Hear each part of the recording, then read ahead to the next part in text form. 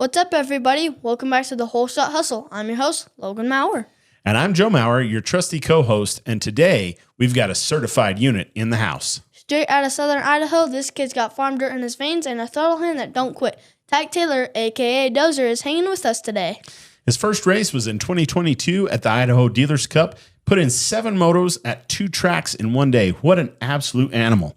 When he's not ripping up the track, he's running equipment and welding back on the farm. That work ethic shows every time he throws a leg over the bike. We've also got his dad, Lonny, in the studio, a self-proclaimed Southern Idaho hillbilly who's just having a good time. Today we're breaking down gate nerves, worst directs, moto math, and the finer points of jeans versus moto pants. But first, a huge shout out to our show sponsors. Looking for the best name and tools? Check out your local Snap-on tool dealer, Todd West with Cedar City Tool Company. If you know tools, you know Snap-on is the leader in quality, innovation, and professional grade performance. And Todd's the guy to see. He's honest, professional, and always takes care of his customers with top-notch service. Plus, most Snap-on hand tools come with a lifetime warranty, and Todd handles every warranty claim hassle-free. So whether you're a pro mechanic or just serious about your tools, get with Cedar City Tool Company. Huge thanks to Todd and Cedar City Tool Company for keeping the Holeshot Hustle rolling strong.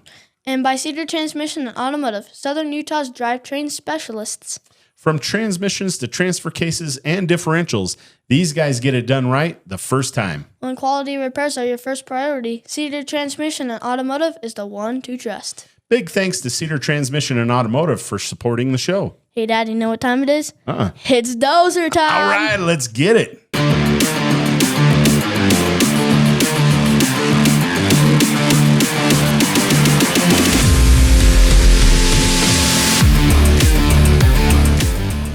How you doing, guys? Good, man. How about you? Good. Otherwise known as Dozer, right? Uh-huh. The alias. Well, we appreciate you guys driving all the way down from Idaho and stopping in here in windy Cedar City to thanks for having us on, man. This is cool. We like your setup. We've been watching, and it's pretty cool to see what you guys are putting together here. Well, we appreciate it, and we appreciate all the support. For those that don't know, these guys have been incredible about commenting and supporting our show, and so we hope you will do likewise for this episode when it airs. Give these guys some love because they're very generous and really cool people. And so, yeah, we really appreciate all that. Yeah, you bet, man. Anytime. Well, man, there's no place like starting back at the beginning. I guess we'd like to know kind of a little about your origins. I think the first time we were aware of you, Tyke Dozer, is I think it was Jordan River in 22. That would have been the year we started. Was May of 22. Oh, was it? So you were some rounds before that. A few. So tell them how we got started, bud.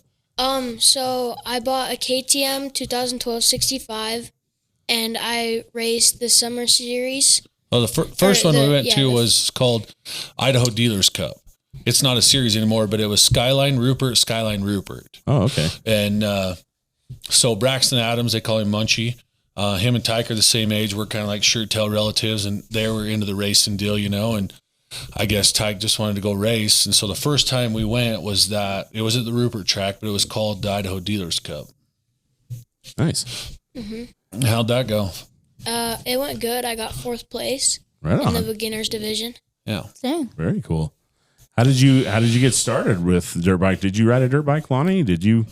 Yeah. So I raced a little bit in Southern Idaho, but never to this level whatsoever. I was no good, but we grew up on the farm and we always had quads and 4-wheelers and dirt bikes. And so when I got kids and stuff, we've always just had dirt bikes and quads around, it's just kind of a lifestyle for us. When I was like, 17, 18, I actually raced quads a few times. Right. We raced the Rupert track. There was a track out in called Rock Creek. It's not there anymore. And then like Noyes Park. And then probably 18 or so is when I switched to bikes, and I raced a couple times on the bikes. But I guess life got in the way. But, I didn't even start racing. But, yeah, I still have a dirt bike now. We, me and Ty go trail ride, mountain ride, whatever. But tracks aren't my thing anymore. So was that a big, inspiration for you? Or, did you always have a dirt bike around from when you were little? And So I got my first dirt bike when I was 3, and I kind of just always rode. The PW? It was a CRF 50. Oh, okay. Right on. Yeah, he started out on training wheels on a CRF 50. And and yeah, like say, we just always mobbed around the farm, and he just came to me one day wanting to race. You know, he had the 50, the 110, the 140, all that, you know, and I didn't really know anything about racing, because even when I did race, I was that D-class goon squad kid, you know? You know how when you go to Rupert, every D-class kid from 100 miles comes around with their 450? Yeah. I was that kid. So anyway, I think that race was on Saturday, and I bought the bike on Tuesday. Oh, okay. First time he'd ever been on a 2-stroke. Wow. So, really? Yeah. Dang. So he rode it, 4 days, and then we went out to the Rupert track, and how'd you feel about that switch coming from a 4-stroke to a 2-stroke and then going right out and racing? It was really weird. I think I liked it a lot better. Yeah, did you? Mm-hmm. A lot more pep, huh? Yeah, right on. Then we actually raced that. So Gary was part of that deal. So it was kind of the RMX crew was there. It just wasn't an RMX race at the time. And then the Pocatello track called TMX, they have a cool night series on Saturday nights, and we still try to attend some of them. Just it's 45 minutes from home, and it's just a super low-key local deal. They have a hamburger bar and stuff. Just a fun, drive 45 minutes, race some dirt bikes, hang out with the wife and the kids. That's right. I didn't know Pocatello did that. So they've got like under the lights kind of stuff going on? Yeah, they do. So they actually have a supercross track now, or more of like an outdoor or indoor track, excuse me. It's outdoors, but it's more of a supercross or arena cross style track. And then they have a moto track. Nice. And it's super low key. So yeah, that first day we actually raced Rupert, and then we threw everything in the trailer and went right to Pocatello. So he raced like 7 motos. Wow. His first day ever being on a bike. 7 motos. Animal over here, man. Yeah. Wow. Well, that's cool. So, you get into RMX and you're off to the races. And I know, when we first met you, it wasn't very long before we were out, but watching your arc, we've always followed you guys on Instagram. Right. So, and it's been really cool to watch. Yeah, so in May of this year will be 3 years actually racing moto. Nice. He's always had a bike, but we all know that's 2 different things, right? Yeah. And I feel like he's progressed really well, far beyond what I ever expected, honestly. I know Logan has to stay on his toes. Yeah. To stay up there with you, so that's for sure. Sometimes I'm just riding calmly, nicely, and then you start coming up behind me, I have to go. I'll be watching over there in the mechanics area going, holy crap, you better pour it on. Here comes Tyke, man. That's awesome. Yeah, so I think maybe the third time we ever hit a track was Skyline in Boise. Skyline has their kind of own little series, and we were super young. He was running a 6-year-old bike, stock suspension. We didn't know anything, no Holeshot device.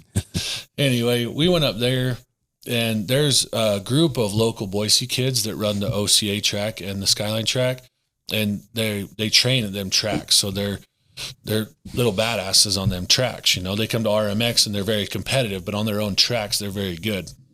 So we went up there, and Tyke got smoked by 6 of these Boise kids, absolutely smoked. We were just having fun. We didn't care, whatever. We were just hanging out. So about 18 months, maybe 2 years goes by, and our program had completely changed. He was training.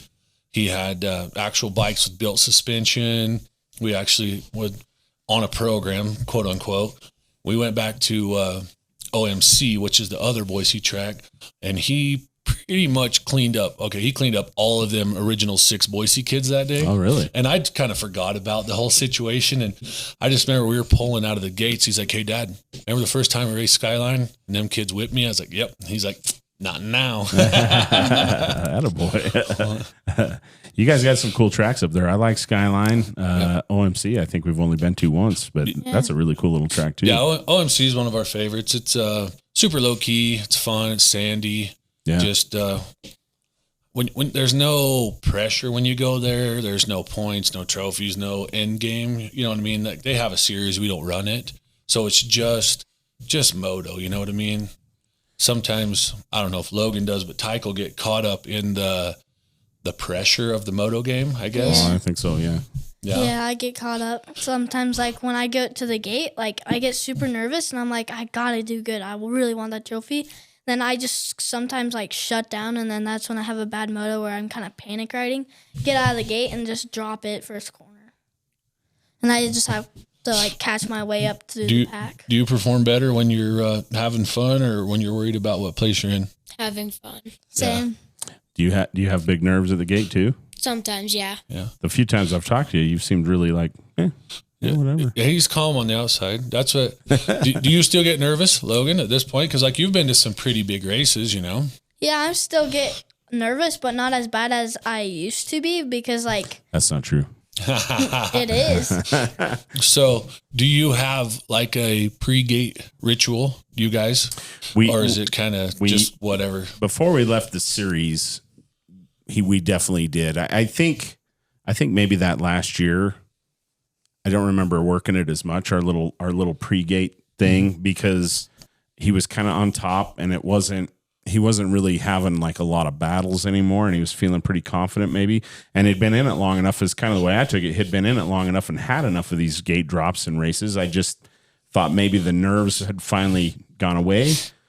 But this year, it's kind of caught me with my pants down a little bit. I'm surprised because it's back. The nerves are back. It's back, and it always takes me by surprise. He'll get up to the gate.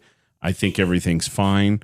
And then the next thing I know, he'll turn around and I can just see in his face, dude, like and I'm like, what is the matter? Are you sick? And he's like, I'm just nervous. And I'm like, holy crap. And we're wheeling bikes out of the, you know what I mean? It's just well, it's scary when like there's like 40 riders lined up, and if you get a bad gate, like you could get cut off really easy. Like you don't know what's gonna happen. What makes you the most nervous, son? I don't know, just getting a bad start. Not really doing that good. Yeah. Do you guys have like a pre-gate ritual you do to kind of mitigate that? We kind of do. It's so I noticed early on the more time I give him to think at the gate, the more nervous he gets. So we have like this interaction. I'm sure people think we're crazy because we're almost like goofing around at the gate, like. It's we tell each other jokes, and we have like this little ritual that's just goofing off because it keeps his mind off. If I let him just sit and stare at that gate, he chokes. Yeah. So until if you'll notice, he keeps his goggles off a lot longer than any other kid. So he'll actually start his bike, and we'll probably idle the bike for, I don't know, anywhere from 15 to 30 seconds with his goggles off. It's like the goggles is his switch. Yeah, got you. So as long as his goggles are off, he's still kind of in pre-gate mode. So I hold his goggles and he'll rev his bike, and he'll give knuckles to the guys beside. But when he asks me for his goggles, that's when I know that it's time to go. Go time. Yeah. I used to have Logan do 60 breaths with his eyes closed. I read something somewhere that said if you take some really deep breaths, like fill your lungs as much as you can, it will reset your nervous system. So if you're feeling nervous, it will tell your body like you're calm. And we used to do that. And then I used to have him close his eyes too and tell me, describe what you feel on your skin. Right. The little breeze or the sun. And that, like you said, take the mind off from the situation. I hate it when he likes to go up there really early, and I'm like, dude, you're just going to sit there. Right. And think about that race. I'd rather he goes up like right when staging is basically almost over. I'd rather he gets up there then, so we just don't have much time. I don't know about you guys, but Tyke's not bad in staging. It's when we roll up to the gate. Gotcha. And some of his best gates are double gates. Yeah. When they do double gate drops. If we're doing a double gate drop, I'll almost force him to gate behind someone else because there's no time to think. There's no time to get in your head. Yeah. You watch the other kid go and you have to go it's up. It's go time. There's no time to sit there and think. What are some of the biggest lessons that motocross has taught you that you carry with you in just your normal daily activities, do you think? Like never give up because there's always a chance. And if you work hard, it'll come to you. Always work hard, right? Always be putting yourself in that right spot because Yeah. it just pays off. That's good. Yeah. Go ahead. Like that's what I really think that motocross has taught me too, because sometimes I have bad motos and I'm like, well, I didn't do good this weekend, but next weekend if I just keep trying, I'll be up there again. Yeah, and Like, especially on a 3-round weekend, a 6.33 can get you a 4. Yeah. So you can't let that 6 ruin your whole weekend. And that's where I've noticed. At first, I used to try to play the moto math out loud, with him, and then I noticed I would just get in his head. Yeah. Because, so-and-so's here, Joe's here, Bill's here, George's, whatever. And then, okay, we got to go 4, 3, 2, whatever. But then I quit doing that. And if you'll look at Tyke's numbers across the board, he's always that top 5, top 7 kid. But say we're at a big race and he's coming in 5 and 7, he's going to come in 5 and 7 pretty consistently. Whereas other kids will be a 2, 2, 10. Yeah. So he actually ends up beating some bigger names because of consistency. Consistency is huge. That's good. Yeah. Well, you're a farm kid then, it sounds like. Yeah. What do you guys, what do you do for work? So I grew up on a family farm.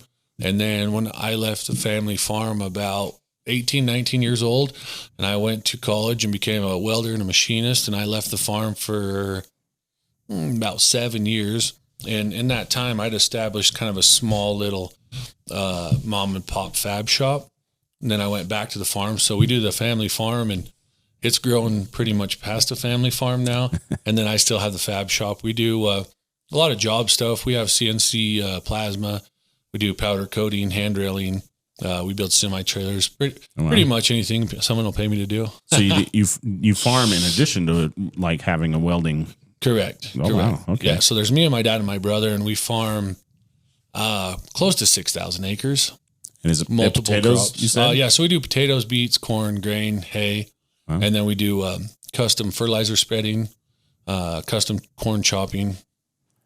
And I've seen on Instagram you actually in there in some sort of metal structure. I'm assuming a trailer or something, doing some welding and some fabricating yourself. Yeah. Yeah. So just get you right to work. A couple weeks ago, I had him in there. How'd you like that? Welding the trailers out. It was fun. Yeah. Yeah. Do you like welding or do you like running equipment better? Equipment. Yeah. What kind of equipment do you run? I run a swather and then just a tractor with a ripper on the back. That's probably a lot of work working a farm, doing all that stuff. Yeah. Not too bad. Really? Yeah. Kind of just set the GPS and watch your phone. I've always kind of assumed that's what makes these Idaho kids so dang fast, The Idaho kids come out of nowhere, man. They just whip down there, and then all of a sudden you got competition. Yeah. So, there is a lot of work. The equipment running, pretty much you turn the equipment around. They run off GPS, so the tractor actually drives itself. But picking rocks, setting out line and stuff, there's plenty of manual labor to go around. And then, like I say, I don't know if you'll ever be a farmer, but farming and moto kind of go hand in hand as far as making men out of little boys. Yeah. Like say I got 5 siblings. We all grew up on the farm. Only 2 of us stayed, but my other siblings are very successful in the other jobs that they've chose because, dad instilled that work ethic in us all. I would think that would just make a monumental work ethic in somebody working a farm. It's got to take a lot to do all that. Yeah. I mean, your livelihood depends on them crops and it never ends, right? Like, yeah. And the amount of money that's on the line now, like we have $1 million pieces of equipment. Yeah. Not, multiple pieces of equipment. Like we have pieces of equipment that cost $1 million. So it's a huge liability to be responsible for. So I guess it's a great driving force to try to make enough money to pay that payment. Yeah. Do you think that's played into your motocross, your work ethic for motocross? Yeah, probably a little bit. So tell me about the Dozer name. How did that moniker come about? So my dad had a really good friend. We call him Uncle B. And since I was little, he's just called me Dozer. And so we were at Preston and Local Hero was there. And he went and printed Dozer on the back of my jersey as a joke. And now it's kind of just stuck. It's stuck, huh? That's awesome. What's been the most memorable race that you've done and why? Probably that TMX one on the second night or on the first night I raced. Up in Idaho? Yeah, What track was that at? the Pocatello one. Oh, gotcha. What was so memorable? What made it so memorable? I just did really good on my first race. It was fun. Is that the race where you got hooked and you were like, yeah, this is it? 100%. Yeah. Who's your favorite Supercross rider? Probably Juju. How come? Cause wait, what's his name? Who? His mechanic. Oh, Austin? Yeah, Austin is his dad is from Burley, which is kind of where we're from. That's cool. Mm-hmm. You think he's got what it takes to top Hayden this season? Yeah? Yeah. Yeah. I think so too. If he gets a good start, he's probably gone. He's definitely holding strong. What about in the 450 class? Who you got? Probably Kenny. Yeah? Think he's going to pull it out, huh? He was looking dang good last race, huh? Oh, Yeah. yeah. Yeah. Yeah, we were all rooting for Eli, you know.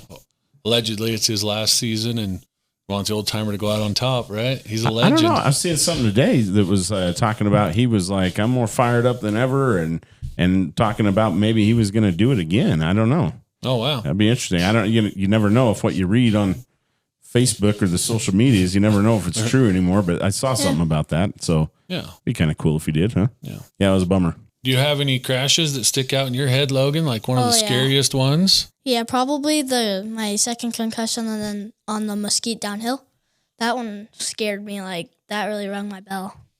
Like, I just was coming down the hill, jumped like normal, and then all I remember is just seeing this acceleration bump, and I hit that, like, full gas, and I just remember just, like, swapping out a little and just, like, going over the bars, and I was just out. Tumbled down the hill. He was out for a minute. Your story's about the same. Go ahead and tell it. Yeah. So I was racing the super mini class, and I was battling with a really fast kid. And I was coming down the hill. I hit a braking bump and just just tumbled down the whole hill. Is this Mesquite too? Yeah. Yeah. That hill's treacherous, man. Man, that's what. So, us as parents, or even people as viewers, they don't really understand the height and the steepness of that hill. We had some buddies come watch last year, and Gary's fenced it off now. But last year, you could walk basically right up to the track, and he got videos of them climbing right up the hill. And man, that thing is steep. Yeah, you don't really get a sense of it on camera. If somebody's just shooting it, it doesn't look that bad. But unless somebody's standing right at the bottom and pointing up, then you're kind of like, wow. But yeah, it gets them acceleration bumps where the big bikes jump off. Yeah. Right. Yeah, treacherous. People think it's not that bad, but then I'm like, how about you go hit it? Like, it's Right. steep. Go show me, bud, huh? Did you end up with a concussion or anything? I don't think so. Everything but a concussion. He ragdolled down there pretty good. He had bruises all up his side, bruises on his knees, even through his knee pads. Oh, Dang. We had a mod bike that had about 2.5 hours on it, and he broke the fender, broke the seat, bent the handlebars. Yeah, the seat was completely broken in half and folded forward. I don't know how that happened. Wow. Subframe was bent. wow. When we got back to the trailer, he's laying there looking at his bike, and the FMF pipe was brand new on that mod bike. He's like, "Look, Dad, I didn't even dent my pipe." Yeah, the thing that scared me about the downhill was it cracked my helmet, and like when I got up, I was so dizzy. I was just like, I don't think I can walk. Yeah. But I was just lucky to walk away from that. Yeah, bumps and bruises are one thing, man. But when you guys start messing with your brain, that's a whole nother thing. Concussions are scary. What's one thing on the track that pisses you off the most? Probably just the goons that ride take up the whole track and you I can't know. pass them. I know, like there's this. You remember that one girl that was just like coming up and rolling everything? I almost landed on her. Yeah. So you boys don't name any names, but is there boys that you race against that you just dislike on the track? Like when you're next to him on the track, you're just like, oh my heck, this guy again? Yeah. Don't name any names, but I was trying to battle with this one kid, and I'd go inside and he'd come outside, and then there was this one time he cut right in front of me and just took me out. I was just like, dude, I had it, and then he just cut me off. What about you, Tyke? You got somebody? Yeah. No names. Just yeah. Tell us about you. Can you tell us about the circumstance? there's been a couple times. Is it one particular kid? Yeah. All right. Yeah. It just, go ahead. So we were at the AZ Open, Oh, okay. and I got a mass start, not so good, and I was coming past this kid. He can keep up, and I went to pass him on the inside. He went very outside, cut all the way in, and cleaned my front tire out. Oh man, That's exactly what happened to me. Yeah. You were at the most recent Arizona Open, yeah? Yep. How was that experience? It was all right. Did you enjoy the track? Yeah, I like the track. We went there, it was really muddy, really rainy, and so we probably didn't get the best experience. Yeah. Oh yeah. But, Yeah, the weather was good for us. It was when we got threatened to get disqualified for his jeans. Oh, did Was you? the AZ Open. Tell Yeah. us about that. So we were out there in a moto, and I had just went from the gate over to the little mechanics area, and I heard whispers that we were going to get protested for his jeans. For jeans. Right. So, What? Jeez. and the rule in the AMA book states all riders must have long pants made of leather or other durable material. It's a one-line rule for pants. That's how it says it. Can't think of anything more durable than denim, really. Well, that's my argument. So, anyway, when I'd heard these whispers, I was like, whatever, they don't have a leg to stand on. So when we get back to camp, the AMA ref's there talking to Tyke. And then by the time I got there, he says, hey, there's a problem with safety. And I says, how's that? And he says, well, he's wearing jeans. He's not protected. Well, I reached down and pulled up his jeans. So he wears like Nike Pro compression leggings and then EVS knee pads and then his jeans over top of that. Gotcha. And so, I mean, as a welder and a machinist by trade, I wear denim to work. Yeah. You know? Right? Anyway, so we had a 4 moto turnaround, and I didn't really have time to argue with this guy. And I says, so what are we going to do? He's like, I'll let you go for this weekend. He's like, but if I ever see you at another AMA event, I'm going to DQ you. And I said, okay. So we had to go moto. Anyway, we got done. We got towards the end of the night, and I was like, you know what? I need some clarification on this rule. I strongly disagree with his ruling. Yeah. So I went back up to talk to him. He told me, he's like, hey, I've just made my ruling that denim's not going to be allowed.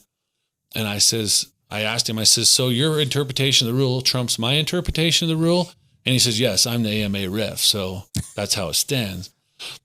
Anyway, so we let it go. We raced the weekend. And then Tyke's mom has reached out to the AMA. And when they talked to her, they said that the reason denim's not allowed is because they have to be fireproof or fire resistant. Mm-hmm. Okay, so we went to try on some 7 pants, and Tyke's, he's kind of boxy. He's not built like your standard moto kid. So jeans is his signature now, but that's why we started in jeans, because moto pants don't fit him. A 32-inch waist, would fit your or my legs. Right.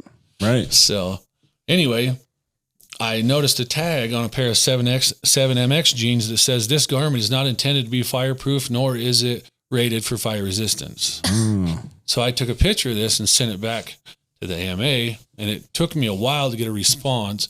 And now I've just got a super open-ended response from them that says the track judge has the ability to decide whether the denim is durable or not. Jeez. So I guess at this point, going forward, when we go to regionals, me and him have to make a decision as a team. Like, are we going to stick to our guns with the jeans, or are we going to wear moto pants, and Right. like my initial knee-jerk reaction, because I guess I've never been good with authority my whole life, is wear the jeans. But let's say he hits a top 4 spot and then we get DQ'd. That's a killer for a moto kid, That is amazing to me that somebody was a busybody Karen that would actually protest because of something like that. Right. Yeah. What do you think that was their actual motivation? Or were they did they know you were fast and they were just like, we just want to eliminate another fast kid? So AZ Open's a big race. Yeah. He went there in 2022 with the Hansons, Mark and Brittany Hansen, Ryden Hansen. And he was probably a 17 to 25th place kid. He was very green on 85s, raced 65s and 85. Nobody batted an eye at that exact race with the same ref about his jeans. But when we was there this time, he finished top 10 in every. So I'm thinking, I actually told the ref, I says, if my kid wasn't a top 10 kid, I says, me and you wouldn't even be having a conversation right now. Yeah, that sounds like it. Wow. So what a crap way to get a better placement by having some kid DQ'd over some pants. I mean, right. And I think, I don't know, his jeans are not making him faster. right. Yeah. I mean, I don't know. I wish Moto pants, AMA, I wish Moto pants were as durable as jeans. Yeah. I'll say it. There's nothing more durable. I mean, you wear them to work. I wear them to work. I'm a mechanic. I wear them to work. They're durable. I don't wear Moto pants to work. Well, some of the summer gear, I'm not going to sit here and name a bunch of brands, but they have mesh on the sides. Yeah. You can see your leg through the mesh, where he's wearing 2 layers. Yeah. Unbelievable. But if you had the chance to wear Moto pants or jeans, I'd just stick with jeans if that's what you're most comfortable with. Like, jeans are really durable. Like, absolutely. Like my Moto pants that I'm wearing right now are currently like, they're durable, but like the butt's starting to rip. Yeah, but he's got a point. Can you imagine driving all the way out to Loretta's? Right. Or regionals, you know? Yeah. But yeah, like, gator back or, something like that. And then getting DQ'd because of a pair of pants. Do you want Moto pants? No. Why? They don't make you faster. Yeah. What do you always say about how you dress? Look pro, go slow. There might be some truth to that, huh? Yeah, it's like to say we're just a bunch of hillbillies from Southern Idaho having a good time. We've taken this farther than I ever thought it was going to go, and I want to stick to my guns. I mean, we as a team will make a decision when it comes that far, but yeah, I don't see why. What mental strategies do you use to stay focused while you're racing? Probably I just try and have fun, and I try not to let one mistake turn into 10. That's really good advice. Yeah. Yeah. You listen to that? Mm-hmm. That's usually what happens when you panic ride, huh? I know. Like I make one mistake and then I make a lot of mistakes, and then when I hit that like 10th, I dump it. That's usually when I realize I've actually been overthinking it, and I've been talking to him not like a dad, but like a coach or so. I've been putting pressure on him, and I'll be watching him out there just crashing in every corner, going, "What is he doing?" And then I realize, oh. And then when he gets back, I'm like, dude, just remember why we're here. We're doing this for fun, dude, and have fun. See, that's what I talked earlier on about the Moto math. Yeah, I used to look at the roster and be like. And I would say it out loud. Oh man, we can top 5 this event. Yeah. Well, a couple of them kids we hadn't seen for a few months had made some great improvements. You've been there before. Mm-hmm. A kid that was a couple bikes behind Logan in a moto. All of a sudden, you're like, oh crap, he's ahead of us. No, nothing against the kid. They just put in the work and made it work, right? Mm-hmm. So I quit trying to guess what place we were going to go because it would ruin him for the whole weekend. I think it ruins me too. To be honest with you, I get kind of keyed up and wound it. I'm too invested in it too, and it becomes more of a competition than a family, right? Get together and just enjoying each other's company. Yeah, so I agree. I wish I sadly usually don't think about that until I'm watching him have a bad moto. I wish I was more preemptive with that stuff. Yeah. I need to work on that. I will definitely admit that's something I need to do. I usually get involved in that math leading up to a race, because you're buying all the gas and the parts, and then you're working on the bikes, and you start like, okay, this will help him, and then you get wound up in it. At least I do, and I agree. I've tried, and I still get wrapped up in the same thing you're saying, but I've tried to set my mindset of if we're in 5th place or 10th place. It doesn't really matter as long as he's giving me 100% on the track. Yep. Because you can go to a local race and you can kick everybody's butt. And it's really cool for their ego for a minute, but they're not getting any faster. Yep. I would rather hit some solid top 10s at an AZ Open or a Thanksgiving Classic than be a paper champion at a local track. I agree. I think most dads really honestly feel that way. I don't know really any dads personally, I don't think that are that wound up in placement. They all just want the best effort, you know, and that's all they expect. And I know for me, and you've probably been in the same boat. I know for me, I've come back from a hard race and he's upset in the pits. He's crying, he's throwing stuff. And I'm thinking, dude, that was badass. What's the problem? And he's like, I'm just frustrated. And I'm like, dude, that was all. And he's looking at me like, why was that good? And I'm like, cause I saw your effort. Right. And that's all I really care about, That's a big struggle we're going through right now, ain't it, son? Yep. Yeah. You want to tell us about it? So I just feel like there's some kids that I used to beat, and now that they're beating me, I feel like I should be up there with them. Oh, yeah. Yeah. Yeah, there was, I think maybe it was qualifier. I don't remember. It was sometime last month. Ryden Hansen is a very good buddy of his. They've been racing. And Ryden Hansen is probably going to beat Tyke 60 to 70% of the time, but it's not out of the realm for Tyke to beat Ryden. Right. Okay, so they were racing. Tyke got a great start. Ryden actually, I think it was Traxton Phillips, Ryden, Tyke. Tyke passed Ryden inside the first lap. He held him off for 5 laps. He made not even a mistake, just a little bobble, kind of hooked his front tire a couple of corners before the finish line, and Ryden got around him. It was a cool race. The crowd was on their feet. You know, I was standing by their parents. Everybody, it was an amazing race. Both kids just let it hang out. Well, he was just upset that he had held him off for 5 laps, and then one bobble cost him the moto. But he should have been focused on how awesome the whole moto was. Yeah. Because for both, like, you know, Ryden Hansen's a formidable opponent. Definitely. So for him to go, you know, hold him off for 4.5 laps, that's an amazing accomplishment. Yeah, it really is. It's incredible to watch you, man. I mean, it really is. Yeah. So definitely give yourself lots of credit. I mean, those kids are dang fast too. You know, I mean, Logan's, you know, he knows better than anybody. Those kids are dang fast too, you know? So yeah. That's what, well, I think, I don't really remember seeing you guys at Jay River that first 22 year, but I do remember Thanksgiving Classic 22. You were still riding, both bikes, right? 65 and 85. And I just remember you came out on your 65 and just mopped everybody up. And I was like, wow, who is this kid?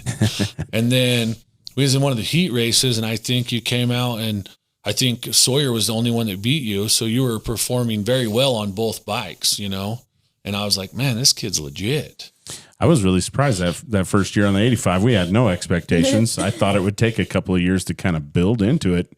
So I was really surprised he did as well as he did that first year. Yeah, that was cool. All I know is that I got like top 2, top 3, like very first moto on my 85, and my dad was not expecting that. Right. I remember meeting you guys or seeing you guys. I apologize. I'm very introverted, and so if I don't know somebody, I generally kind of stay back, just kind of hang back. But we were in the pool there at Jordan River at the hotel with the McCarthys. Remember Jax McCarthy? Yeah, I do. And you guys came in and you were swimming around, and we had seen you at the race, but that was the first time I think that I was like, I had actually clocked you guys and been like, oh, okay, I've seen them, you know, and then we started seeing you every round after that. But yeah. How did that whole first season go for you, you think? It went good. It was definitely a learning experience. I can't remember. You guys did you guys come to that mud race at Cache Valley? Yeah. Did you? So we actually had a blown up bike. I did. Like I said, I was very green at the time, and he kept telling me, Dad, my bike doesn't have any power. My bike doesn't have any power. And I would run it on the stand, and it was just running phenomenal. Right. We had a broken power valve. Oh, bummer. So we scrambled, and he ran the first moto, and he rode like a girl, but that's because his bike was broke, you know, because the butterfly valve had actually cracked in half. So we had no power valve whatsoever. Classic failure. Yeah, classic 65 failure. Anyway, so we were rebuilding bikes when the rainstorm actually came down, because we only had one bike at the time. Oh, wow. Yeah, that was... That was like the worst a crazy race I've had. But it was definitely a learning experience. Like, if you can ride that, you can literally ride any track. Right. Yeah. Like, that was, like, just what they do in, like, what is it? Enduro? Yeah. Where they just go through those mud pools. Like, it's insane. So, you guys, you graduated the 85, and I saw a couple of years ago you got a mod. You got a mod 85 now? Yeah. How's that? It's good. I think I like it a lot more. Yeah? I think I'm a bit faster on the mod bike, but I can corner better on my stock bike. Gotcha. Yeah, is it a 105? No, it's a 85. Just a mod 85. Yeah, it's built by Syndicate Development. It's out of Pocatello. Gotcha. It's just a mod, trying to equal the weight to horsepower ratio a little bit. Yeah. And you guys are still on how old are you now? AMA? I'm AMA 12, right? 12. So you guys are trying to kind of still stay on small wheel this year. Yeah. So that you can do however far our Loretta road goes, whether, we're already qualified for regionals, we're going to run regionals.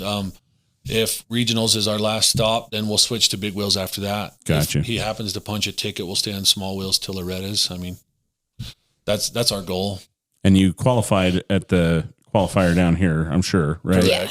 And so those were what Pala? Southwest, Midwest, yeah. So Fox Hangtown. Fox and Hangtown. Yeah. Gotcha. Are you going to go to both of those? You go.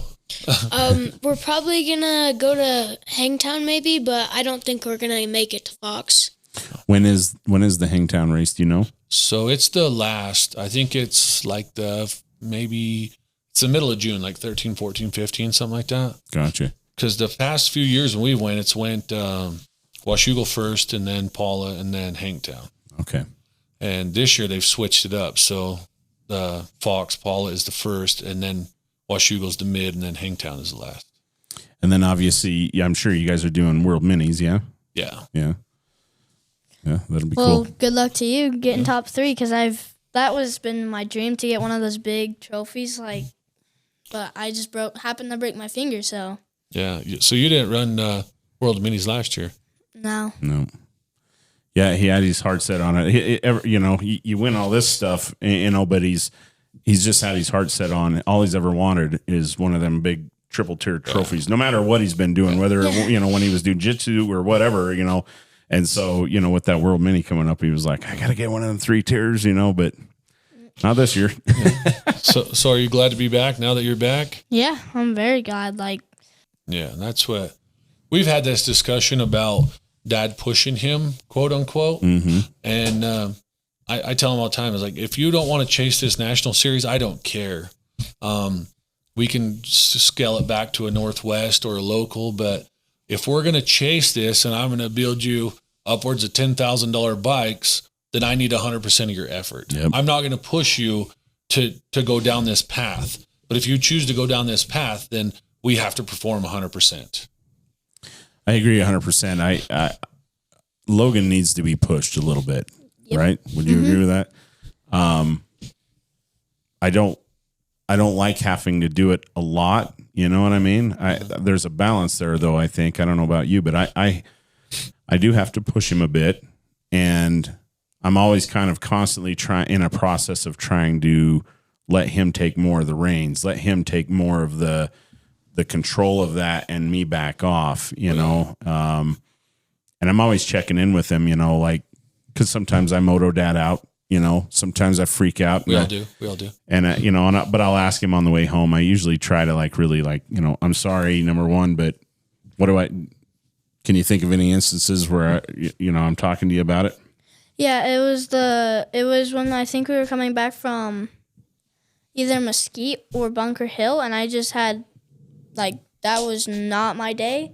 And because I was, getting good starts, but then I'd crash, and then I think that day I placed 15th place overall, and my dad was just he'd get all mad at me because he was like, what are you doing? But then after he's like, I'm sorry, I was just wearing the coach hat, but next time just go out there, have fun, and just do your best. I usually try and ask him, do you want me to not push you? Right. And he usually says, no, I need you to, right? Mm-hmm. I don't want to, I'm the same way, You don't want to burn them out. Yeah. But at the same time, you need everything they have. That's all I really want. And I always tell him, finish what you started. Right. So don't make a commitment to me, because it's kind of the same way. If we're going to do all this, don't tell me you want to do it and then not do it. Correct. If you're going to make the commitment, own it, because I will come and collect on that effort I'm expecting you to put in, because I'm going to be putting in my best effort, right? Yeah. If you want to goof around and just race one weekend a month, or we'll just have a 100-hour stock bike and we'll go play at the track for fun. Exactly. I mean, this is fun, but it has to be a bit more serious. Yeah. If you're spending the amount of money that we're spending, as you well know. That's what I always tell him. I'm like, dude, I wish I was that wealthy that we could do all this for fun. 100%. Me and him talked about Springading on the way here. I would love to go to Springading. it just isn't in the cards for us. So, I could probably swing it, but then work, and my money's all hands on. Yeah. I don't have any money that makes money when I'm gone. I'm the same way. Yeah. So if I'm not at work, then I'm spending money and not making money. I mean, don't get me wrong. I have some really good guys at my shop that take care of it while we're gone, but at the same time, you kind of got to keep the ball rolling. You're probably the heaviest hitter. I'm, kind of the same way in my bit. I've got some really good guys, but the business definitely suffers when I'm not there, Correct. Yeah, I agree. So I'm interested, Tyke. What's your favorite track? Probably Bunker Hill or OCA. Why those two tracks? OCA is really flowy and a lot of jumps, and Bunker Hill, I feel like I always do good there. Valid. I really like Bunker Hill because like the step up and the downhill jumps, like those are really fun to hit. Mm-hmm. Did you guys do that series at OCA over the summer? No, we'll just pop up there on an off weekend and race it every once in a while. So Gotcha. yeah, it's And you guys ride the Taco Factory quite a bit, yeah? yeah, that's our home track, our training camp. Yeah. How's that? We've never been there. Is that a cool track? It's good. It's like some of the part of the track is like hard packed and like concrete, and then others like gravelly sand kind of. Have they put that in purposely to make it kind of a tough track, kind of different? So the sand is actually quite natural there. Is it? So it's the boys just ride. Like sand is home for us. And there's a lot of sandy stuff. We have a good mix of clay and sand, but the track is naturally sandy, but they've kind of positioned it into corners and stuff. And Gotcha. the taco is a cool track for, like, they kind of have like the infield that's I don't want to say super crossy, but very tight motocross. There's a set of 10 commandments. There's some real tight sweetbacks.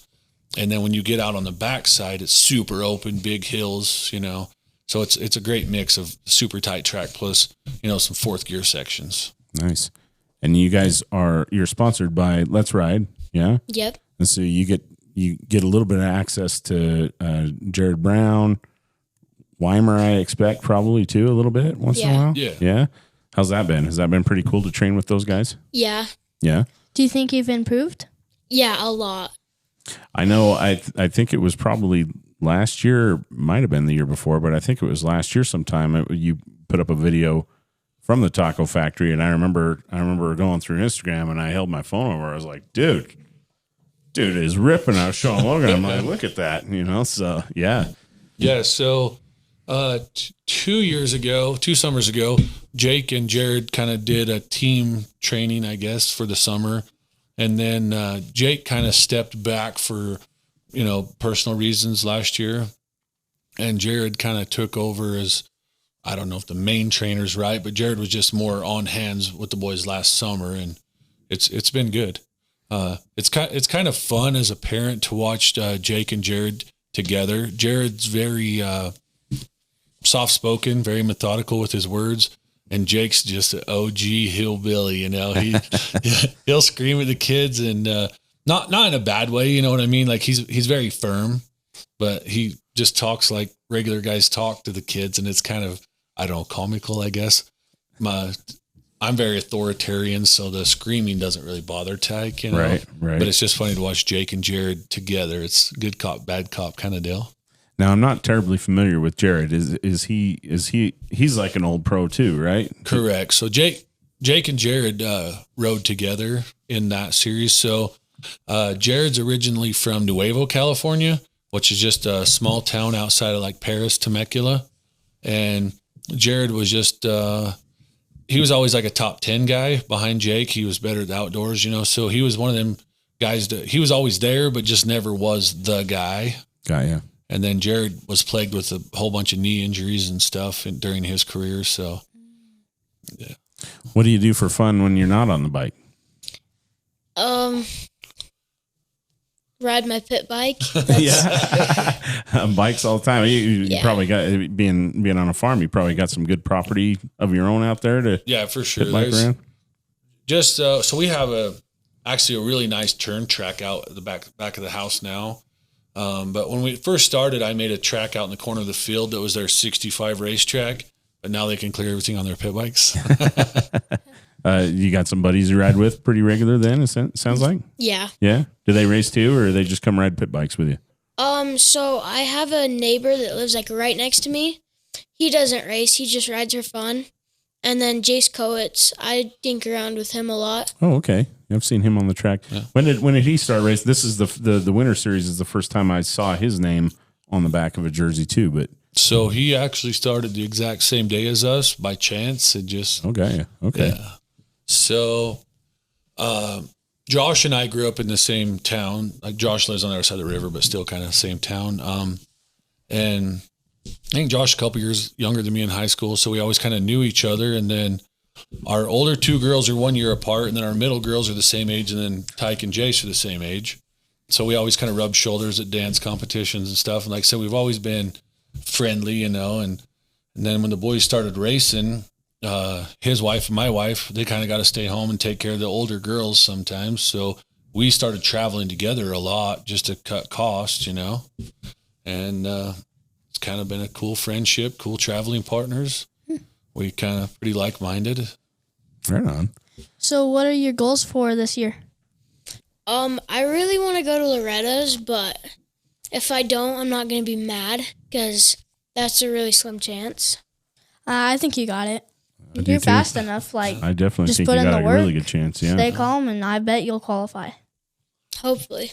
That's what Tyke trains with a personal trainer on the physical side. I've seen some of that, yeah. And he'll kind of start whining at me sometimes. I don't want to go to the gym. And I said, do you want to go to Loretta's? He's like, yeah. I was like, well, the road to Loretta's is through the gym. Fine. And then he gets up, puts on his shorts. Do you typically do that in the mornings? Yeah. Yeah. Got to get up really early then, huh? Not too bad. Usually get up at 8, be to the gym by 9, work out till 10. You homeschool? Yeah. Oh, got you. Okay. I want to homeschool. I know. Yeah. We got to get to a point to where we can homeschool him. That'd make a lot more flexibility. Yeah. See, ours wasn't like anything against the schooling. It was the attendance restriction. Mm-hmm. So we do a 4-day school week at home, but the attendance is super strict. They're allowed to miss 4 days per semester. So I think he missed 21 days last year being gone racing and stuff, you know, and that's why we switched over to the homeschool just for the flexibility. And then with training, you know, it's not like we took him out of school to go pro. It's so much less headache. Yeah, my school's like that too. They're like, if you miss too much school, then I guess we're going to have to like send you somewhere because you're not getting enough school time. I'm like, what? Like, I'm not a big believer in time put in somewhere. I'm more of a productivity kind of dude. So if you're getting the work done, who gives a crap? You were sitting in the seat, you know? 100%. And then the kids are learning so much life skills. Like, don't get me wrong, they need to learn how to read, write, arithmetic. School's great. I'm not talking down on school, but at the same time, to miss a Friday to go to a track, man, these little kids are learning life lessons that can never be taught from a school book. Yeah, they're learning to win. They're learning to lose. They're learning to prosper. You know, there's so many lessons learned in this sport, whether it's, you know, it's probably none of them are going to go pro, but they're going to take their life lessons and it's going to fold over into their everyday life when they become mature adults, I feel. Yeah. You were talking about that other podcast you hadn't watched, but I in that episode, I said something that comes to mind while you're saying that. That's something I really believe in. That is, you know, the sport is so hard and dangerous that, you know, when these kids get that kind of toughening up, when they get into normal life, family and working a job or anything else, everything's going to have the volume turned down a little bit because you have been in the fire, you know, and everything else is going to be like, yeah, I got this. No problem. Right. And people who don't understand it, for these 12-year-olds, 13-year-old kids to go out with 40 other bikes and hit that first corner, man, that's a feat to get through that first corner because, you know, I mean, I would be scared to death of it as an adult, you know. I'm scared standing there watching them when they all funnel together, especially that dang new corner they got down in Mosqu. I hate that corner. That's what makes me kind of nervous is because if you don't get a good start, then it's like that track is like, if you don't get the start, then you kind of don't get top 3. Like, because that track doesn't really open up till after the gravity. Because everybody's so bunched up and like, I think it was a stock moto.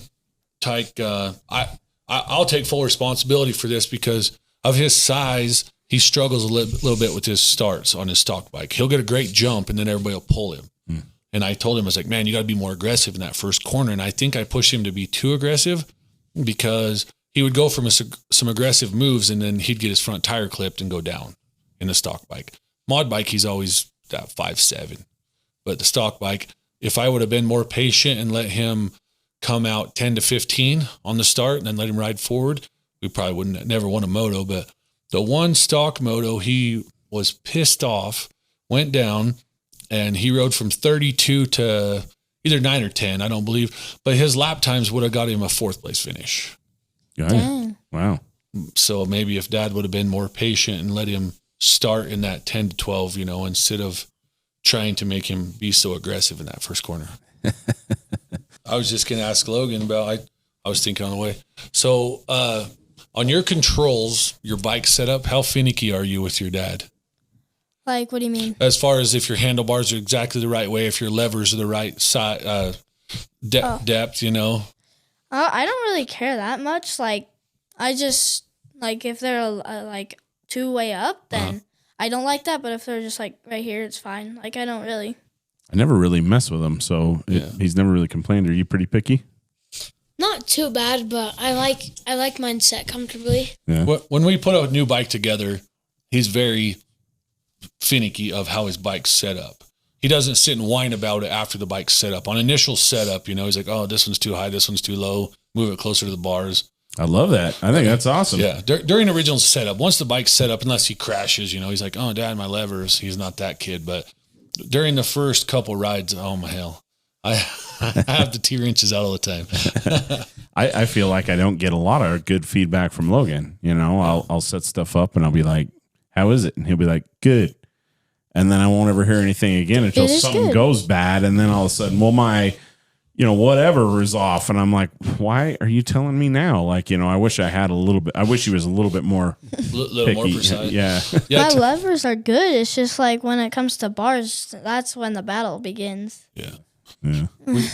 Speaking of bars, so like I said, I was still learning. A year ago, Kirk Taylor, who's the owner of Let's Ride, Josh Coates, myself, and all the boys flew out to Florida for a couple of weeks, and we hung out with Tace and Mike Morgan. Oh, right on. So Tace actually runs almost the exact same valving as Tyke. We just had to put more air in the front and then a different rear spring, so I just took my own spring. Well, after the first couple of days, Tyke comes to me, he's like, Dad, this front suspension's so much better than mine. And I was like, oh, really? So me and Mike started comparing notes on suspension, and Syndicate is who we have do our suspension, and that's where Morgan started. Of course, they live in Florida now, so it's hard, they're not shipping suspension clear out here. Right. But anyway, so Mike asked me, he's like, what bars do you have? And I said, oh, we're just running stock bars. He's like, they're too tall. And I was like, well, what does that matter? And and it's almost backwards thinking, but he says if the bars are taller, the boys have a tendency to put more weight on them. If they're like at a comfortable height for them to lean on, they'll lean on them. So the shorter bar makes them keep weight off their hands. So they were running a Renthal 821 with like 3/4 of an inch chopped off each side. And so that's our setup on bars all the time. And it makes a huge difference. It's weird as someone who doesn't really come from the moto industry to think about how 3/8 of an inch in a bar or 5, whatever I don't know the measurement, but whatever that bend of bar is going to make that much difference in how the bike handles. Yeah. Well, that's probably why we run the fast bars, and that's probably why Cole. I never really got into the science of it like that. I never had it explained to me, but usually I call him and I say, "What bar bend do you recommend?" Because his son Grayson usually came a few years before and did all the testing, right? And so I'm just like, whatever you recommend, and he's always like low profile. I've never asked him why, but that's probably why. That's probably exactly. And that's why. what we always get Morgan's leftovers, don't we, son? So Tace rode for Let's Ride for a long time until he got his NSA Yamaha deal. So like our first Mod 65 was Tace's Loretta bike. So we bought like an 18-hour bike. And then the mod bike that he's riding now, the black motor, was actually built for Tace. And we was out there in Florida actually the day that Tace got his NSA ride. Well, so that threw a whole damper in this bike that they were building through Syndicate for Tace to take the Lorettas. So I just happened to be drinking too many beers in a hot tub and opened my big mouth, and I said, I'll buy the motor. There you go. And you loved it though. Yeah. Right on. Who has been your biggest supporter? Probably my mom and my dad. Always good to have your parents in your corner, huh? Oh, Yeah. Yeah. I've never seen your wife. Does she come to the races? Oh, she does. She's very quiet. She likes to go from the camper to the grandstands, very unseen. She doesn't want to be in the mix. A lot like she hasn't been down to Mesquite a lot because like Tyke's sister that's a freshman, she actually got on the bus this morning, headed to Boise for state cheer competition. So that's where mom's at, is headed to Boise for state cheer. So my older girls are very active and athletic as well. So we kind of have to do the divide and conquer thing a lot, but That makes sense. But yeah, mom comes to a lot, especially the North races, but she doesn't want to be in the scene. She just wants to be, she just wants to be a spectator. She doesn't want to be Dozer's mom. Are you in public, I guess. Are you excited for the series to wrap up in Mesquite and head north? Yeah. Yeah. Mesquite's long. We're yeah. always so ready to get to Mesquite right after the Right. summer series, but we're always like ready to Go get back. out Done, of there. yeah. What's the track you're looking forward to the most? Delta. Yeah. Mine's Jordan River. If they I don't think that's on the series this dang year. it, I guess it's we my gotta, favorite track. we gotta go to Rock Creek this year if we travel out there, huh? That's Rock Springs, right? Rock Springs, yeah, Rock Yeah. Springs, Wyoming. So never been there. The only time we ever went there that I've ever been there was when we were driving to Loretta's and we took the 70. Oh yeah. And I was like, so this is where Rock Springs, it was a long way. I was like, I think that might have been further than Boise. And I thought Boise was awful, but yeah, Rock Springs is a long way. Yeah, that's what the North Series or Summer Series is. It's pretty good for us. We're about 7 hours of Mesquite, so man, it gets to be a drag driving down here. But like, there's 2 rounds at Rupert, and that's about 12 minutes from our house. Yeah, that's awesome. Preston's about an hour and a half from us. Delta's 4 hours from us, so way closer. I always like the Preston rounds myself. Oh yeah. I like Yeah. Preston. Tyke does really good at Preston. Why do you like Preston? Because it always gets super beat up. Just choppy and long ruts. It's got some Same. cool dirt. Yeah. I like Preston. So I've heard you talk about being a track snob a time or two. Is that true? Yeah. So you want the dirt all groomed and no ruts and no braking bumps. You just want a smooth track. I like smooth tracks. Like I like how like at Mesquite there's open practice and it's super nicely groomed. And you know how like the ruts are just about ready to form and they're getting like about that deep. Mm-hmm. Those are the type of ruts I like. But He then, loves ruts. He just loves them when they're just smooth. no and- hook. yeah, like some like so many people use their rear brake so much and it just gets super choppy coming in and it just doesn't feel pleasant. What do you think about smooth tracks? I mean, they're fun, but I feel like I don't really ride good on them. Yeah. Yeah, with his size and his strength, the dirtier the track is, the better it is for him. Gotcha. Because his, like, say at a Mesquite round, his lap times will actually get faster as the track gets worse. You know, Nice. where everybody else will slip 1 or 2 seconds, he'll gain 1 or 2 seconds. Well, that's awesome. Just that, I don't know. He's super strong and he's got this weird ability to pull the bike under him when it's trying to chop out from underneath of him. So I guess that's an advantage to being a big kid versus a disadvantage at some point, you know? That's definitely a good Yeah. advantage to have. Is there any sponsors that you like to thank before we head out? Yeah. So, TSA Motorsports, Dallas Luttrell, Wickle Tire Pros, Jesse Wickle, Havoc Racing, Dale Evans Bank, ATC Communications, Let's Ride Power Sports, Taco Factory MX, Jared Brown, Tadec Tactical, Wick Steak Place, ETS, Teleco, Pedro Films, 7, Rao Designs, Fusion Fabworks, Syndicate Racing, FFR Idaho, and that's it. Okay. Don't very good. forget your mom. Don't forget. Oh, yeah. Oh, yeah. Yeah, my- thanks, Mom. Mom. Yeah. And your dad, probably.